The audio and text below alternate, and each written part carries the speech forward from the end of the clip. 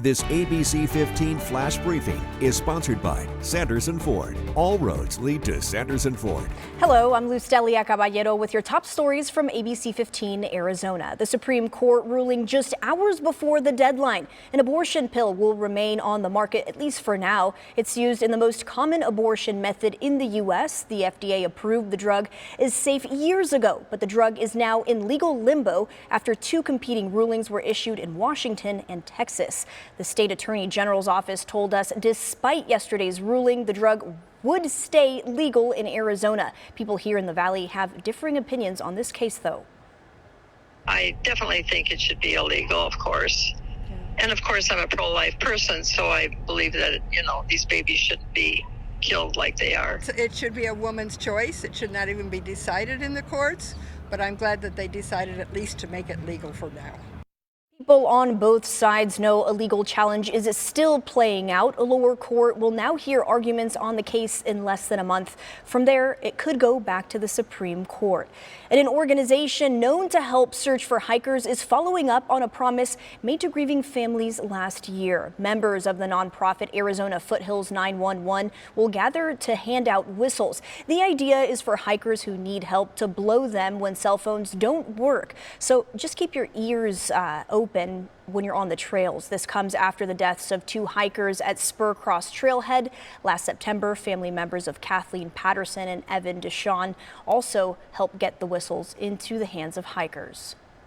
I wish my husband and his friends had whistles with them and that the outcome had been different for them. It is so loud that somebody's going to hear it, and the hope is that someone's going to hear it and call 911 or come running to your rescue to find you and then get you the help that you need. They're giving out the whistles out for free today at Spur's Trailhead.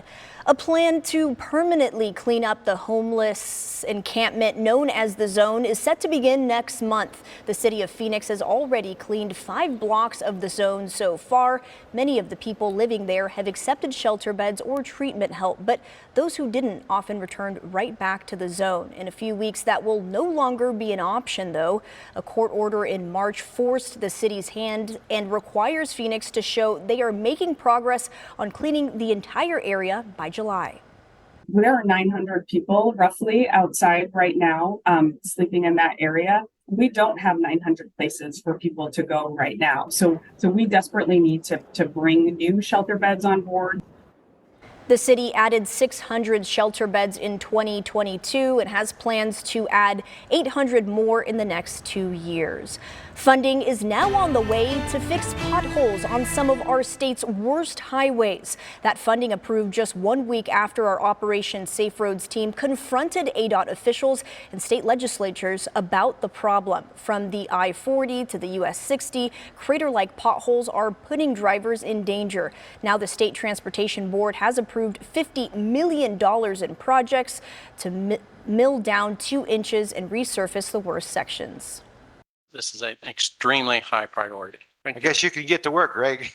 We need to.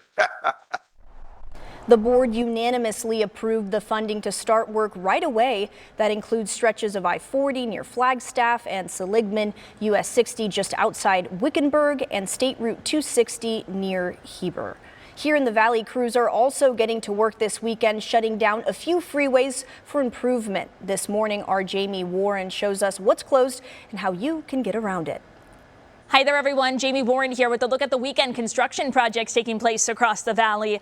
This one is a big one. The I-10 eastbound from the mini stack to the US 60 is going to be closed from Friday night until Monday morning. Now, also a part of this, the I-17 southbound ramps to the I-10 eastbound near Sky Harbor Airport will be shut down as well. So in order to get around this, here's what you could do. You can continue taking the I-10 onto the Loop 202 southbound and eastbound lanes. Also want to let you know about this. I-10 westbound between the US 60 and 32nd Street will be shut down this weekend. And to get around this one, you could get onto the 202 to reach the I-10. There are a lot of other projects taking place this weekend that I didn't even get to. So for a closer look, head on over right now to abc15.com/traffic. For the latest headlines, weather, and traffic, head to abc15.com or download the free ABC15 mobile app. This ABC15 flash briefing is sponsored by Sanderson Ford. All roads lead to Sanderson Ford.